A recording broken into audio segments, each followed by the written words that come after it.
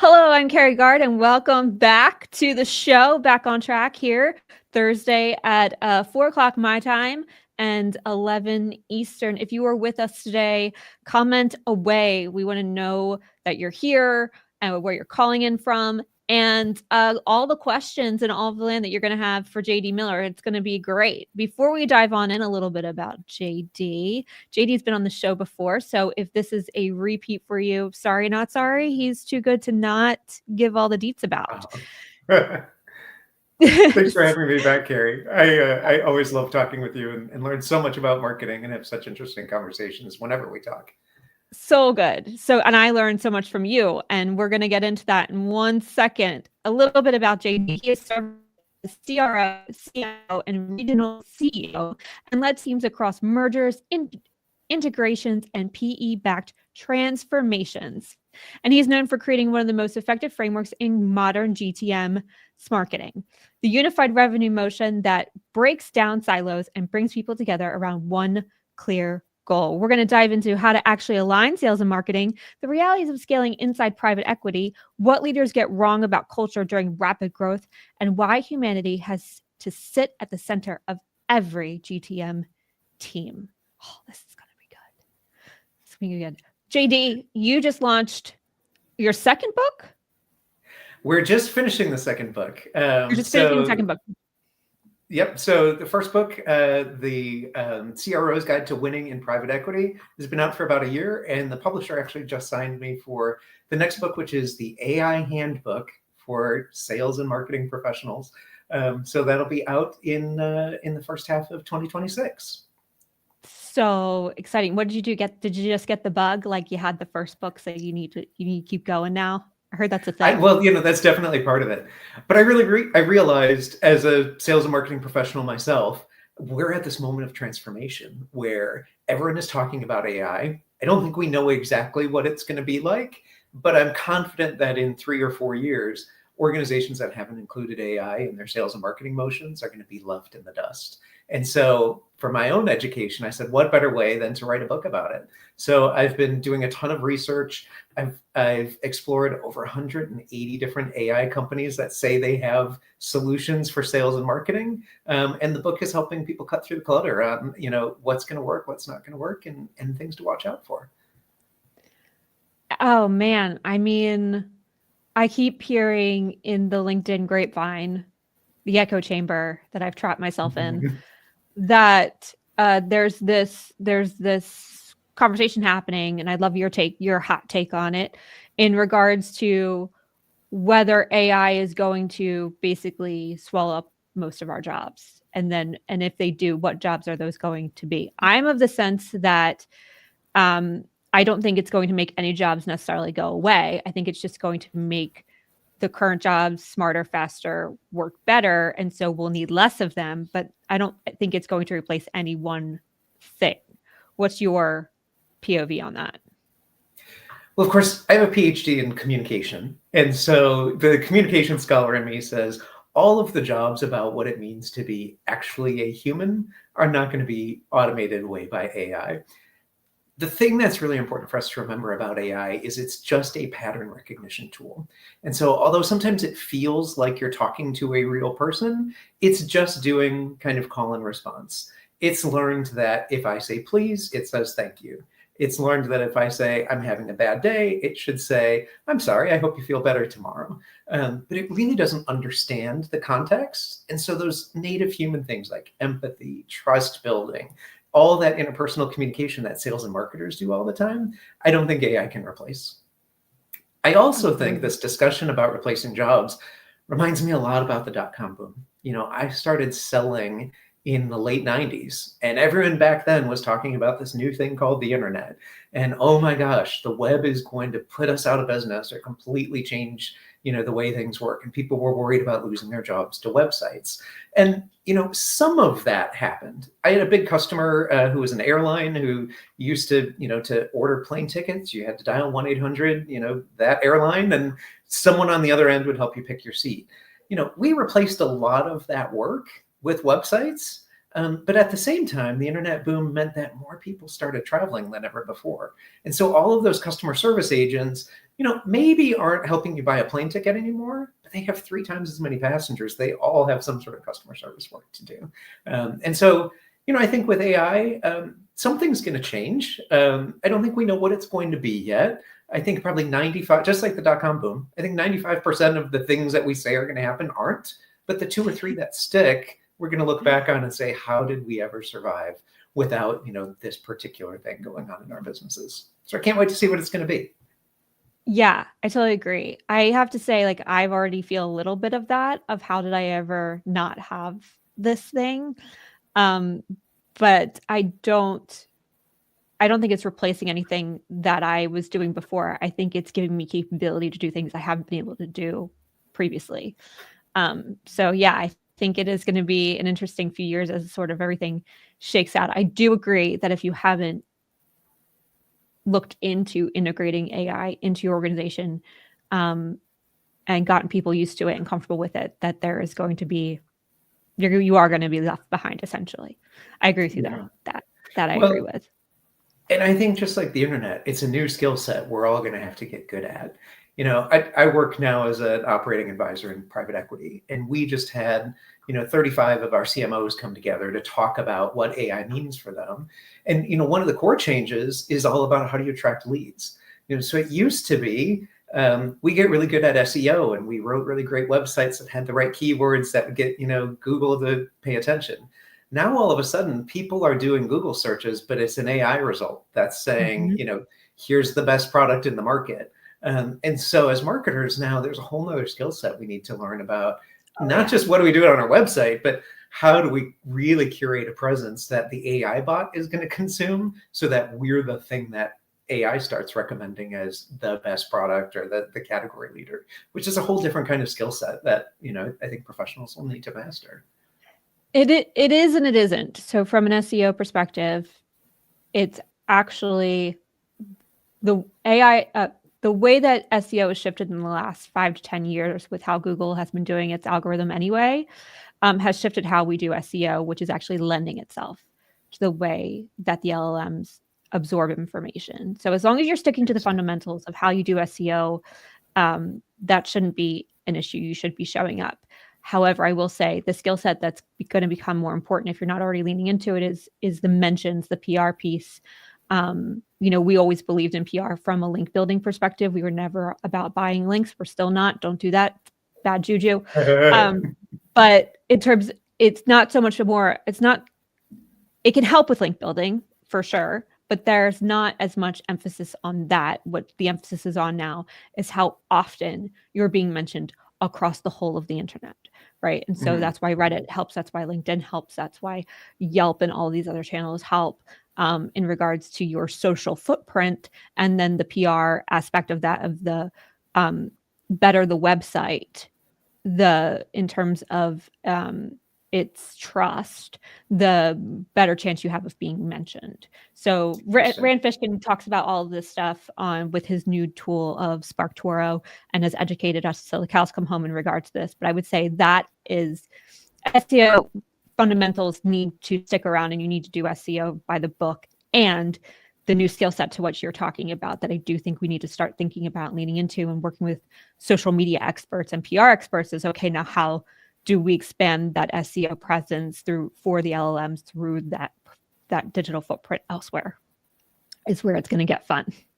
It's why we have professionals, right? Right. So we all have to come worried together. about losing your jobs to AI. Yeah, don't worry about it. You're going to have more work. Yeah, no, we definitely this is why the silos piece of what you do is so important, because not just in marketing, not just siloing marketing and sales, but as a marketing department, we cannot be siloed. We have to be working together, because it all has to compound in terms of how we create that footprint across the board that then leads into the organic results and the paid results and all of that. So, we talk about attribution. That's going to be really, everything's going to come down to that last touch that's going to end up on those Google results, because people are going to do all the research through LLMs and then go to Google to search for that brand term of your name, get to your website to verify, okay, you are real. the AI is giving me a real company to look at. It's saying everything's lining up in terms of what it's saying, and you do seem like the best or the best. I'm going to now click that demo result, right? But we're not going to have any visibility into how you ended up actually searching for us before that, right? So that's all going to end down, the black social hole that it is. And so, yeah, it's going to be, we got to just be everywhere, which sounds awful and hard, but real. Good times. Let's talk about the silos of things. You've held roles from CRO to CMO to regional CEO. How has wearing all those hats shaped the way you lead GTM today? Well, I think it's exactly what you just talked about, which is to get a deal done and to get a customer to sign up with you. It really is a whole lot of touches and a whole lot of conversations from a whole lot of different places. And so, we each have different skill sets, and, salespeople, negotiation, sales engineers, great at demoing products, marketers great at, SEO and, social media and all of this sort of stuff. But every single part of that has a role to play. And so the best companies are the ones that are constantly looking at, are we as a team advancing our goals together? I was working with a small startup who had actually outsourced most of their marketing function to an agency. And the agency was doing lead gen for them and was saying like, well, we delivered you 200 MQLs, so I did my piece, and now, off you go. And we see that though in regular organizations too, where, marketing says I'm delivering my MQLs, or sales says, I'm not converting very much, I need more MQLs. And we've got all of this kind of back and forth. The best organizations say it's a dance that all of us are involved in. And so how do we collectively look at not what piece have I done, but is it advancing our goal collectively? And so in my board work, I spend a lot of time with my salespeople, sales leaders. Don't just come to the board and say, here's what we closed. I really like to look at all of the deal velocity, kind of inputs. So, how many leads did we generate? What was our conversion rate? How long did it take for us to close? And how did that add up to our result? Because if we're not getting the result we want, any one of those inputs could be tweaked. Yes, marketing could provide more leads. Sales could be better and convert better. We could be more efficient in our sales cycles. And so how do we get all of those voices to the table and talk about which of those is easiest for us to do, most likely to get done in the short term, and then, sign up. And sometimes that means, sometimes that does mean marketing says, we've all agreed the sales team needs to get completely turned over and their close rates are going to be terrible. And so we need a lot more leads. Sometimes it means, hey, marketing's doing really, really well. They're delivering great quality stuff and they don't have any more budget. And sellers, you've just got to get better. And maybe we need to rethink how we demo or how we talk about something. And usually it's a mix of both of them. Yes, I think quality over quantity any day. I have to stop for a second because Ken Marshall is in the comments blowing us up over here. Ken, good to see you. Thanks for popping by. And yes, I have to agree. JD's blazer is on fire. It's brand new. You're the first one to see today. So Nordstrom, you go find it. So snazzy. And yes, Otis, my cat, decided to come hang out with us, but very good to see you, Ken. We just talked about SEO. Feel free to drop some knowledge over there in the comments, as you are definitely an expert in space and are all about AI and geo and all that fun jazz. Would love to hear from you. Absolutely. JD, back to what you were saying in terms of alignment and KPIs. I have a client where, in terms of sales and marketing alignment, one of the things we figured out, and I haven't figured out how to do this in B2B, as I don't have as much sway yet with working with clients in that space from a marketing leadership standpoint. But I think that there could be a way. But what's happening, what we found is that it wasn't so much, it was bad data. So we were bringing in leads, they were booking meetings, and then they weren't showing, or they were so not the right customer at all. And so by putting a qualifier in the process, which was $100, it's $100 for the meeting. When you show up, you either decide to put that $100 towards working with us, or we'll just refund you the $100 if you feel like there's no value here. It's just to make sure that you save the spot on the calendar and that you show up. And the minute we did that, all the data changed. Yeah. And it just gave us so much better data to work from. Obviously, it was smaller data at first, instead of this sort of spray and pray motion where it's like, well, let's just throw everything against the wall and then the good data will shake out and then we will take that. It's like, well, if we just hone into the good data first and then compound that over time, the sales, like our leads volumes are down and our meetings booked are down, but the sales conversion rate is like way up, right? So, it is about finding those opportunities between marketing and sales to say, maybe it is just one small thing between the two of us that will give us both something better to work with. And I think, again, this is the communication scholar in me that says what you really did there is you also tapped into the humanity of your buyer. I think a lot of times, especially working in private equity, we put everything into a spreadsheet and we see, conversion rates, and we see all of those people coming and not going as just numbers in a cell. I had this lead that didn't convert.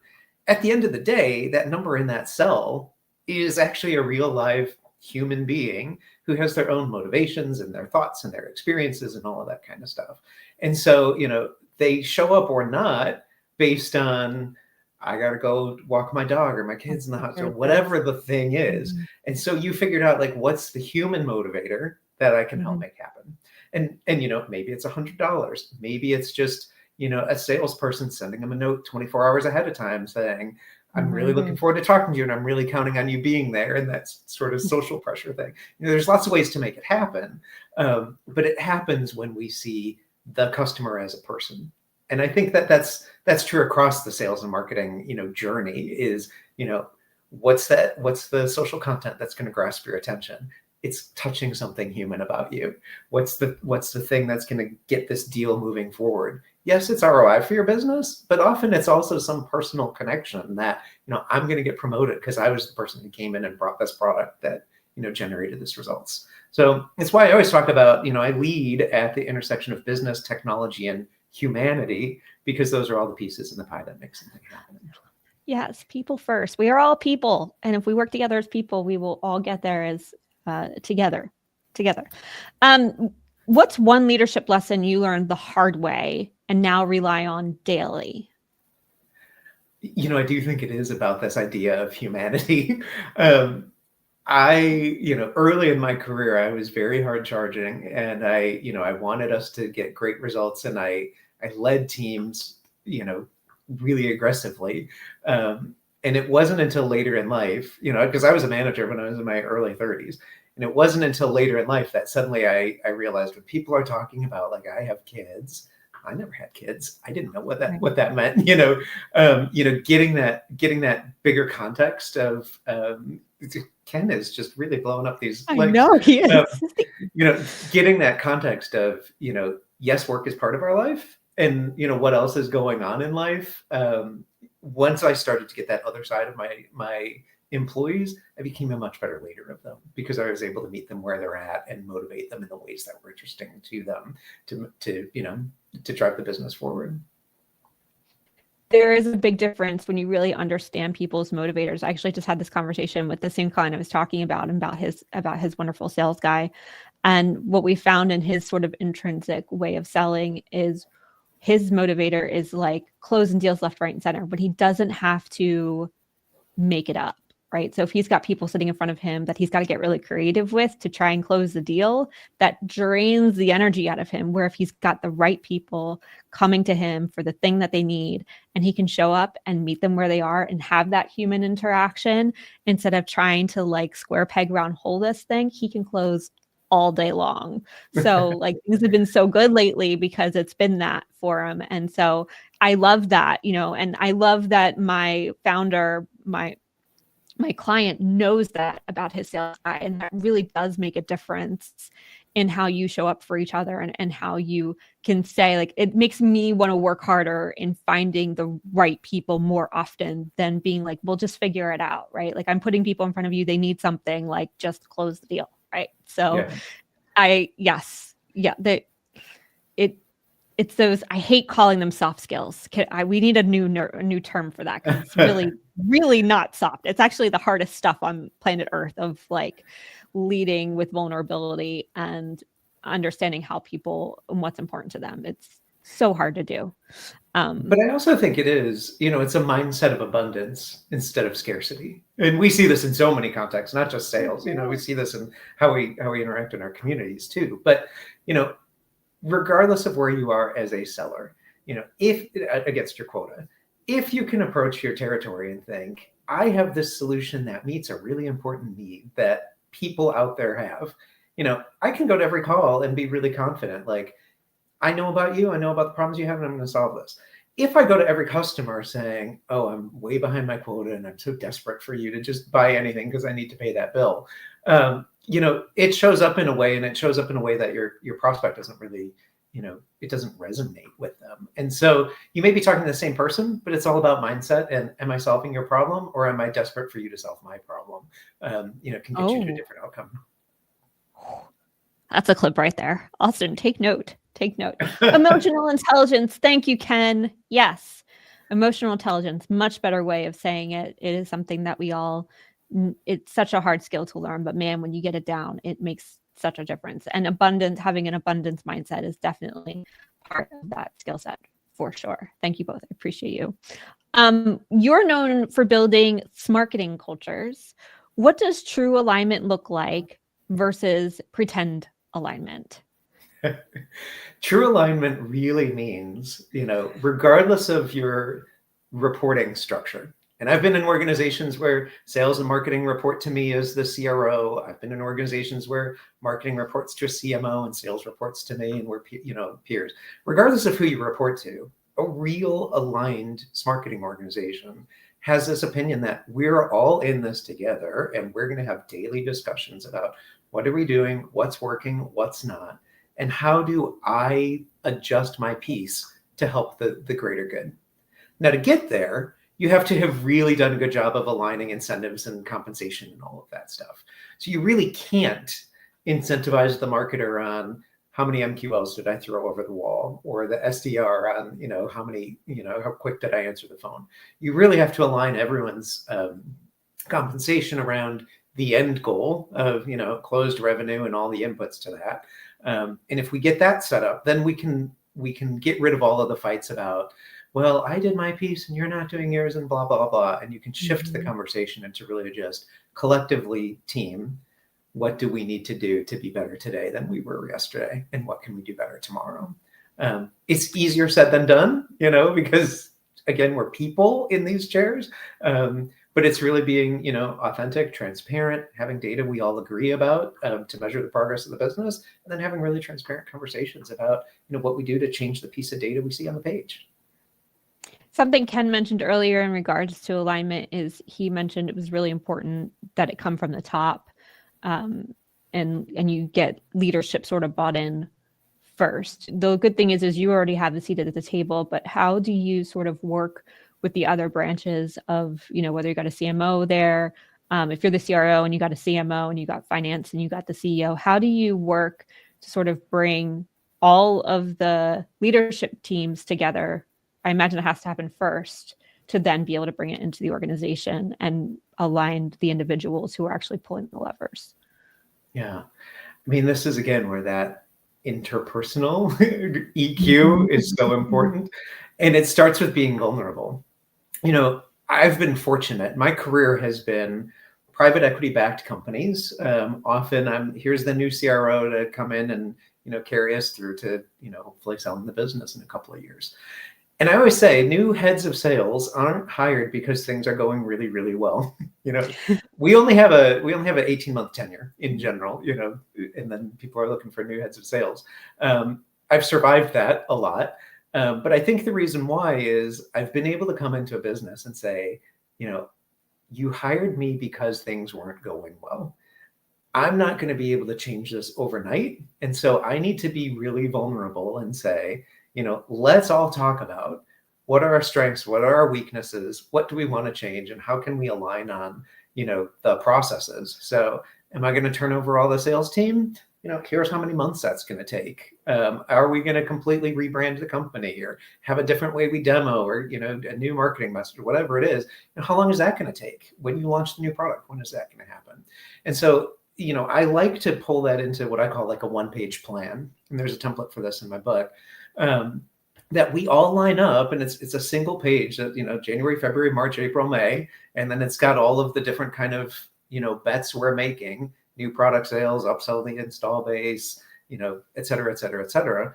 And what's most important is we start the year with the plan, and then we can just look at the data through the year and say, here's what we wanted to happen. Are we meeting that or not? Oh, in March, we did not achieve that, we did well on new logo. We didn't sell any of the new product. Let's diagnose why. And it's not about pointing fingers, but it's, if that's the problem that needs to solve, is the product no good? Is the message around the product no good? Do I not know how to sell it? And let's figure it out. And then let's try something in April and let's try something in May and see if we can course correct. But everyone's got to be really vulnerable and open to saying, I'm part of the problem, and, let me change what I'm doing and see if it gets better. Owning their piece. We talk about that personally. I sat down with my family the other night. We had a bit of a dispute the evening before, and I said, we all went around and said, what was the part we played and how we can show up differently next time. So I believe wholeheartedly that emotional IQ that you use needs to be in both places.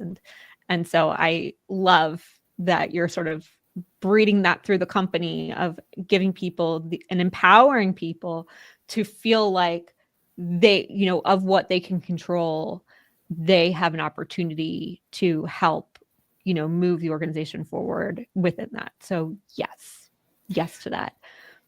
I also think, though, it's about having data. And you talked about that earlier. It was, I was working with a CRO who told me, I'm signing up for my number next year. And I've got to do $20 million next year. I said, okay, great. How much did you do this year? 15. Okay. So you're looking for 33% growth. How are you going to do that? Well, I'm going to try really hard. We're going to double down. We're going to work really hard. Maybe we're going to hire some people. Like, if the conversation just stopped with you saying, here's a new number and I'm going to chase it, I'm going to work really hard, you're destined for failure. If you can break that down with everyone and say, what are the specific bets we're making that's going to bridge that gap from 15 to 20 million? You're going to have a better chance of then having good conversations all year long about why you're making it and why you're not. And if you can do that, even if you don't make the 20 million at the end of the year, as a CRO, you're likely to stay in seat. It's the CROs who sign up for a big number. There's no plan for it, and then they miss it. They're the ones who get fired, a year and a half later. Right. But if you create a plan, and the data does tell a wonderful story. I keep coming back to this client because we just had a great conversation today. And so they're very much stuck with me at this moment. So I promise I have other clients. This is just where I'm at. But for this particular client that I've been talking about, we actually sat down and ran the numbers today because we were trying to figure out 2026. Right now, our numbers are really skewed and we have these crazy lead goals. And we're like, why are they we can never hit these? What is going on? And so we were basing it off of the first half of the year when we weren't charging that $100, when we weren't getting the right people in the seat, and the number we were needing crazy lead goals to accomplish that, which we weren't going to hit because by the time you start spending enough money to potentially maybe hit that, the diminishing returns just don't return on themselves.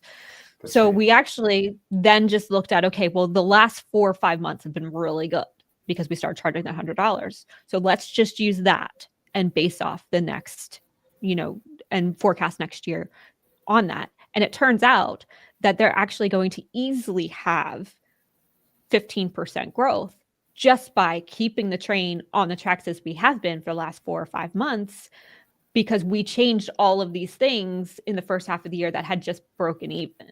So I love what you're saying in terms of the data. I love what you're saying of you have to have we'd love to add 5 million, 33% year over year, but is that actually achievable? And where is that actually going to come from? And while you might not hit 33% year over year out of the gate, it's good to know that's where they want to go. And those incremental changes this year may actually prove out to create that in the following year, just because you were able to iron out some of those kinks that you've been talking about. So, well, and this is a big part about private equity backed companies. In PE, I always describe it like house flipping. You buy a company that's got some good, strong bones, you're going to make some improvements to it, and hopefully you're going to sell it in 4 or 5 years for more money. But PE always talks about what is the investment thesis. So before they buy a company, they've already done some thinking about what are the bets we think we can make that are going to improve performance here. And then that becomes sort of the true north, that every time you're talking at a board meeting or an executive meeting or in front of the company, what was the investment thesis? What did we think was going to happen? Have we tried it? Is it working? Is it not? How do we keep that going? And so it gives us a really good focus for everyone all the time on like, not just we're working harder, we hope next year is going to be bigger and better than last year, but really, is our thesis good? Is our thesis not good? How does it need to adapt to continue moving forward? I have to ask. I'm sort of poke the elephant in the room for a second, and sorry, I'm going off script here. Sorry, Ross. Okay. But I think it's important for people who are listening to sort of demystify, myth bust, or maybe not. But I feel like private equity there's like a love-hate relationship with the notion of it in all markets, right? The founder will do it because it's pretty good payout, but the people working within the company getting bought by the PE company don't always have the best experience. For the limited view that I have with some of the companies I worked with who have been bought by private equity, and then saw my clients sort of shrivel into a ball and need to move on because they saw their great work basically like, okay, well, we don't need all this hoopla now or like big marketing efforts because we're just trying to get really efficient and then resell it. What sort of, you've been in this way longer than me, you've seen a lot more than I have. Help us, understand the pros and cons and why it sort of goes this way. Or is this not always the case and this just happens to be some of the cases that I've come in contact with?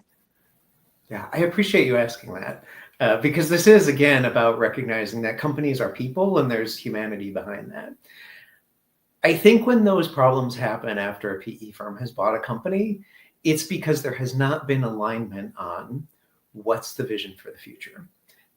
By definition, if I was a tiny startup company that, the CEO knew everyone, went on every sales call, did all of that, we're family stuff.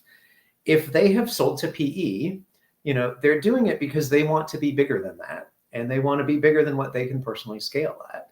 And so part of that investment conversation was, how do we take what you personally do as the CEO and scale that? And how do we put systems in place and processes in place? Maybe we're going to have to, acquire other companies and merge them together. So by definition, the business is going to change.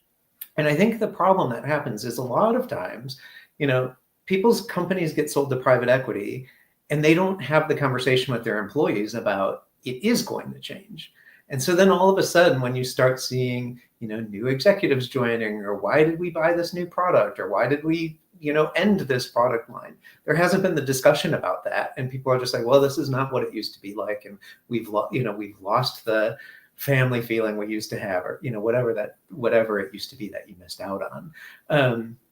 I think, change is that it is going to have stuff that you lost, and yep, whatever your, Tuesday lunch or whatever, maybe we're not going to have that in the kitchen anymore.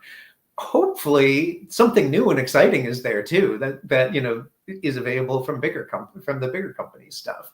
But I think each employee needs to really, first of all, understand what the change is going to be, understand why it is, and then have a really candid conversation about, do I want this or not? I was working with a company that had 4 sellers, and they got bought by private equity, and all of a sudden they've got 45 sellers. And there's a lot of great stuff about that. They're covering, much more market, they're doing bigger kinds of deals, more complex deals. But one of those original 4 sellers is really mad at me because she's like, well, I used to get a company car, and I used to get, anytime marketing generated a brand new lead, it automatically got routed to me. And, now I don't get to do that. And, I don't like that. We rebranded this. I liked the old color, all of that stuff. And we had to have this really, it's again, humanity conversation about, you're exactly right. Like, this is not a business that you anymore can walk right into the CEO's office or walk into the board meeting and be the biggest voice in the room. On the flip side, now we are a business that you've got 401k matches and you can, do all this other kind of stuff. And instead of you being the individual contributor, maybe you're going to be promoted up and run a team of some of these 45 people. But you have to decide, is that right for you? Because if you want to be the small culture and you want to be the biggest fish in the little pond, that's not what this is. And so then maybe we should help you go find that somewhere else. If you're willing to have something new, you might love where the train is headed, but it's going to be new and it's going to be different. So it sounds like there's, for the employees, if we're talking to them right now who sort of end up in this situation, it sounds like they need to have a good understanding from the founder of what I sat down with this founder today and I was like, you're shooting a very different tone of voice. Like 6 months ago, you were very much like, we need to grow, we need to be more, I want to hit like, X% more than what we're doing now. And they were lofty goals and they felt unattainable. And then today he's talking about, I just want to keep the train on tracks. I just want to grow a little bit next year. I really love the size of the team. We have less headaches. I don't think I want to be really big. And he was very clear with me on like what he was looking for. And I wonder if just more of those conversations need to happen earlier on for these employees so that they understand. And early and often, right? Like we had this conversation 6 months ago, we're having it again today, like just sort of early and often to understand where the founder's head is in terms of what that growth looks like so that the employee can sort of prepare for whether they want to be a part of that long-term vision or not. It sounds like the founders aren't doing a very good job of sort of sharing that vision or even knowing it themselves on a regular basis. Is that sort of the breakdown? Sounds like there's a communication breakdown somewhere. In private equity, we talk a lot about the rule of 40. And so, what that means for people uninitiated. There's 2 big metrics we look at. What's your percentage of growth year over year? And what's your percentage of profitability? And the best companies, if you add those 2 together, they add up to 40 or better. And so we're trying to get there. Now, you can achieve rule of 40 in a lot of different ways. Some investments might be all about growth. And they might say, there's so much market out here. We're going to just pour a ton of money into this. We're actually going to lose money. We're going to lose lots of investors' money to win new customers. I'm going to have 80% growth and negative 40% profitability. And that's one way to get to a rule of 40 company.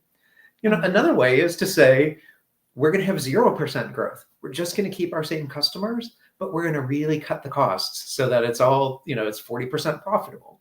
And, I think most deals and most of the deals that I work on, we're not doing those extremes, but we're finding something that's like 20% growth, 20% profitability.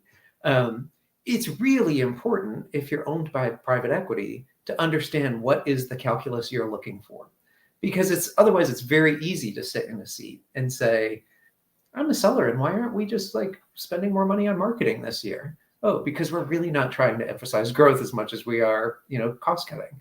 Or the reverse, why are we spending all this money for salespeople to fly customers around and have steak dinners and all of this sort of stuff? That seems like a waste of money. Oh, because it's all about growth this year, And so if we can align on what it is, that makes it easier for everyone to understand, their place in it.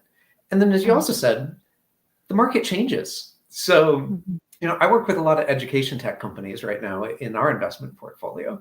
They had plans for all kinds of growth and things like that. Now we have a new administration who's completely changing the Department of Education and, what school budgets look like. Well, suddenly, there's probably not going to be so much growth until that all settles out. So then we might need to look at the profitability side of the equation. And so how do we have that discussion every day, every quarter, so that people understand, what's happening with their business, and then they understand where they fit in it. That's really helpful math. I love math. Math doesn't lie. Although the numbers certainly can if the data isn't clean. That's a whole different story. I want to spend the rest of our time, JD, you have this new book coming out early next year. You've investigated over 180 tools, I think you said, in terms of how AI is going to shift the marketing and sales landscape. I'd love some predictions of, like, we talked a little bit about it in the beginning, but based off of all your research, you said you don't think that from an emotional intelligence standpoint, any roles that require that are going away. What are some of those roles in terms of marketing and sales, or do you think are going to stick around? And where do you see some other sort of trends that we might want to be on the lookout for as these tools sort of roll out with their AI capabilities? Yeah, thanks. So one of the management principles I was taught really early on was we always want to delegate work to the lowest cost resource that's capable of doing the job. And so, as a sales leader, can I go cold call? Can I go win a deal? Can I go demo the product? Sure. Is there someone less costly in the organization that can do that cold call or close that deal or whatever? If so, have them do it. And what that's meant is, we push all things down, eventually to SDRs and BDRs are doing a lot of, kind of routine tasks. Mm-hmm. Suddenly with AI, you've got this tool that's one level deeper that now the SDR and the BDR can push down to the AI tool and say, you need to do this kind of mindless analysis stuff. And so it's sort of raising the skills of different folks there when we think about, delegating down to an AI tool. At the same time, that bit about human connection is hugely still important. So I have a company that I'm working with that I actually was blown away when I learned this. I didn't know that this was possible, but they have a ringless dialer that says, like, it just drops a voicemail on your phone because no one's going to answer the phone anyway. So it just, like, if you ever pick up your phone and you're like, oh, I didn't hear that ring, and here's the voicemail. Yeah. So they're using AI to do ringless voicemails, and then an AI synthesized agent is leaving that first message on the seller's behalf. And then if it gets a call back, it's going to that real live human. So it's really kind of interesting because the AI has taken all of that drudgery task of, I'm going to dial 1,000 times, I'm going to leave 100 voicemails today, and all of that kind of stuff, which really is not value adding to me. Right. And it's delegating that to a tool. But for the ones where it's really working and the ones that are going to convert, the immediate kind of callback we get is to a real life human being. And so I think we're going to see that kind of idea happen all across the board. I was reading I think it was a New York Times article this week. It was talking about the makeup of management consulting firms. And they said they used to have, they would hire armies of college graduates to be entry-level analysts who would just, like, pull data and put them into PowerPoints. And that's kind of all they did for the first couple of years in your management consulting career. Well, now AI tools are going to be pretty good at pulling all the data, cleaning it, and putting it in the PowerPoint presentation. So we don't need people to do that. But all of those entry-level jobs now are going to spend the time on, like, the human thinking about, now that I see this PowerPoint presentation, what does the data tell me? What are the things we might want to do about it? What's the analysis and the next steps and the kind of next things there? And so that's my prediction, is that, we're going to see AI tools. If it's a repetitive routine process that doesn't take a lot of thinking and it's a lot of pattern matching, that part of your job, I do think, is going to go away. But I think, we're still going to need people to orchestrate that, to ask the right questions, to tell the AI tool, this is the area to go research and pull and try. As you're leaving all these hundreds of voicemails, try this new twist on the message and see if that changes. And so we're going to be orchestrators of those tools. So I get these voicemails every once in a while, but they don't sound legit. They sound like scams most of the time, and I'm not quite sure if they are or aren't. I think they are. There was one that I got continuously for Glassdoor, and I know that poor job seekers are getting scammed left, right, and center. So I have to assume it's. I don't know why Glassdoor would be calling me. Right. So I'm concerned about, there's and I've been saying this to my team who's leaning into AI really heavily right now, which I love that they're doing because it's going to make them better, stronger, faster in the long run. But I'm being very clear to, and like, I swear my strategist rolled his eyes at me, and I don't take any offense, Nathan. I know you hear me, and I'm just making sure everybody else in the room is hearing me too, that we just can't create more noise. Like, I love that we're using AI to make sure that our processes are strong and that we're able to do things deeper and more intentional and that there's more research going into everything. But like, we cannot make more noise. So Agreed. how is AI going to help us? Do we need to just try and find ways to cut through the noise, or is it using the AI more intentionally to not make more noise? How are you thinking about that and the future of what AI sort of brings to the table? I think it's about authenticity and human connectedness again. We had this debate 20 years ago with the web where, it strikes me, Carrie, you and I have never been in the physical same room before. But yet I think we have this professional relationship that we've developed over a year and a half, that we know each other, we trust each other, and that sort of thing. And it's always been mediated through a website or this sort of thing. Now, 20 years ago, people would have said, "There's no way you can't develop a professional relationship through Zoom." You've got. Oh, I had that happen to me a few months ago, where somebody sat across from me and was like, "Your whole team, you're not in the same room as your team. How do you trust that they're getting their work done?" I was like, "Are we seriously still having this?" Right. Anyway, sorry.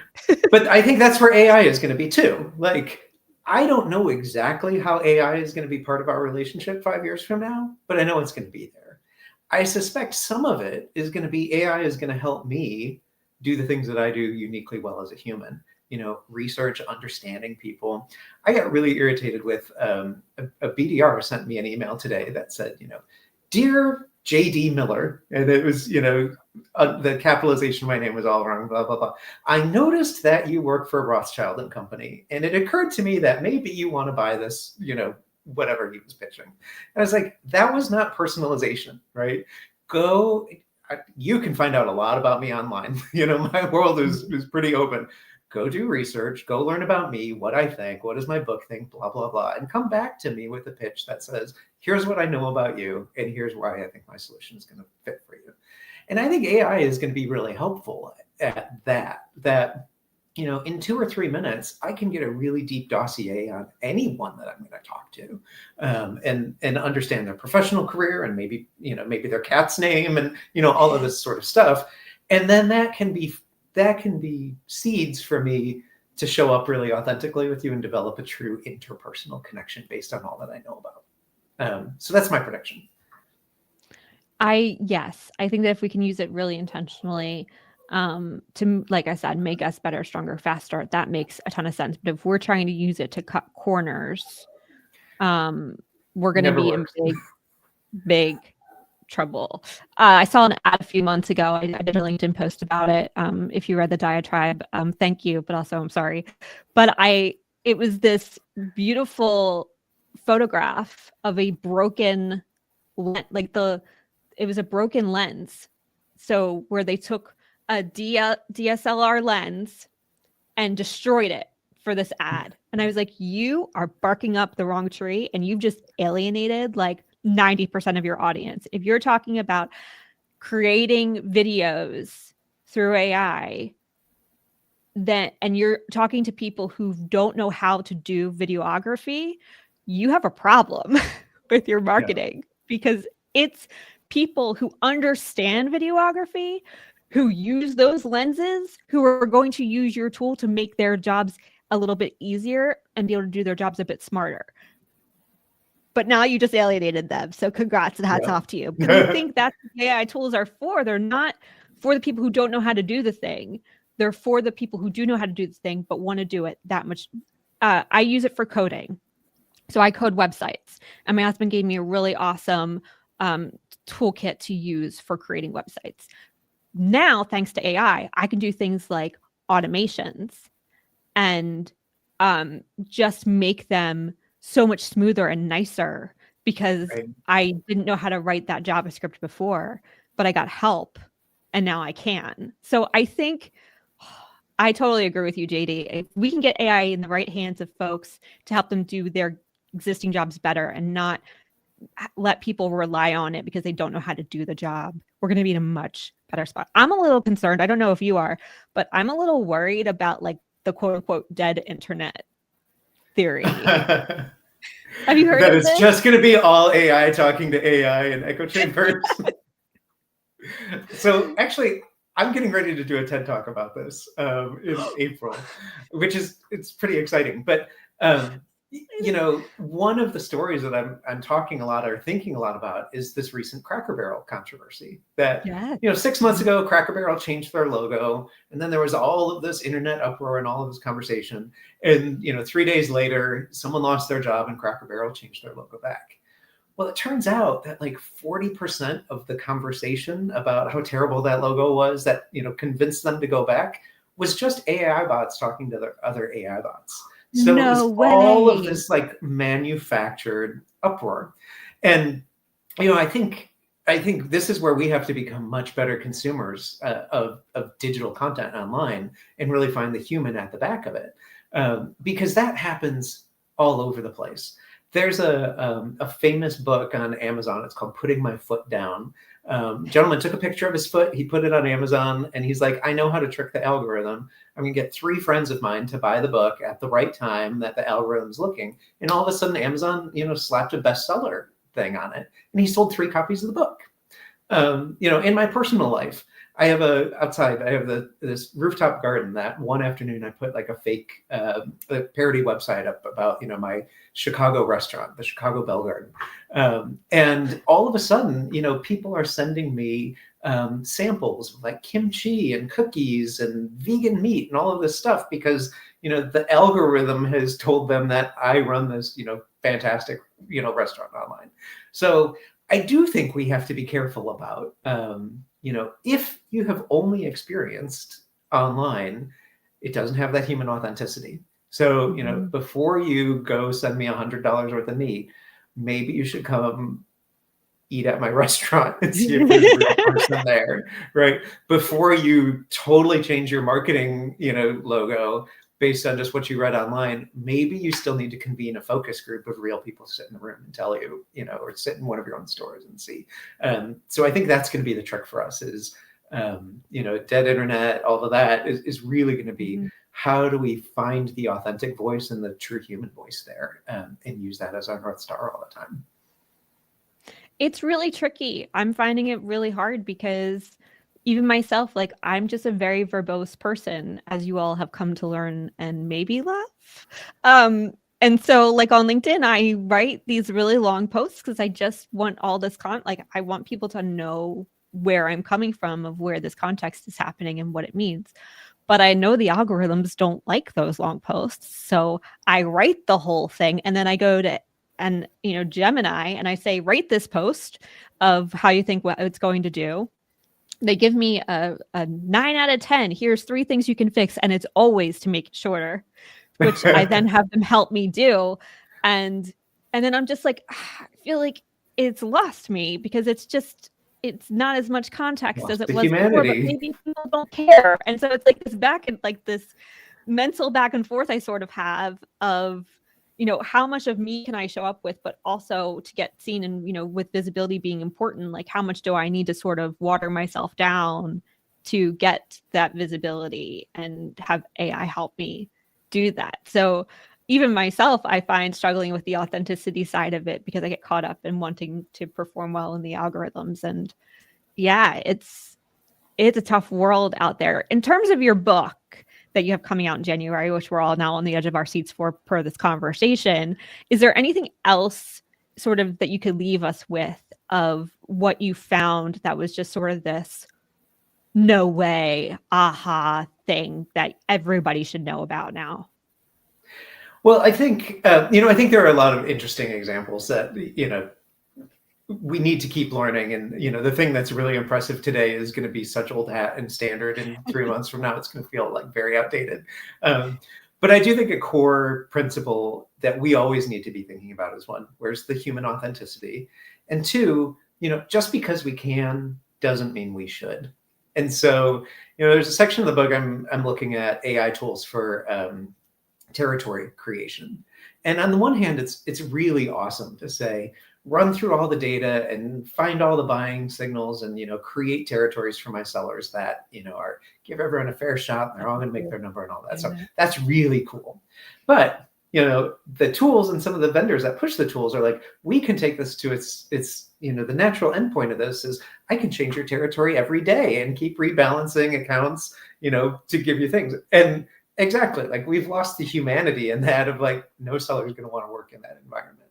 And so, I constantly think we need to look at like, where's the human in this? How does this land with real live people? And just because it's an interesting technology that you can do something, should we? What's the value of it? And what are the repercussions of it? And I think if we keep asking those questions, it's going to help us figure out where to go. I don't know what AI is going to look like in sales and marketing in 3 or 4 years. I know it's going to be there. I know that a lot of the things we're talking about today are not going to be there. But the handful of nuggets that survive are going to be ones we can never imagine living without. And so I can't wait to see what that's like.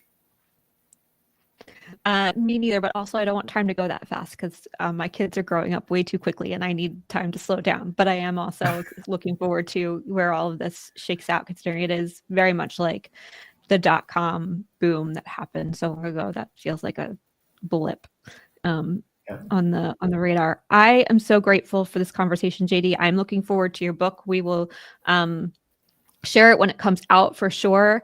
And but in the meantime, as people are trying to wrap their heads around AI, GTM, maybe they want to work with you, where can they find you? You can find me on all the socials at JD Miller PhD. And that's also where my personal website is, jdmillerphd.com. You can join the mailing list for the AI book. It'll take you to the existing CRO's Guide to Winning book, and connect with me anywhere that links from there. Love it. Love you. Thank you so much, JD. This was amazing. Thank you, Ken Marshall, for joining and all of your chitter chatter in the beginning. We appreciate you. If you liked this episode, please like, subscribe, and share.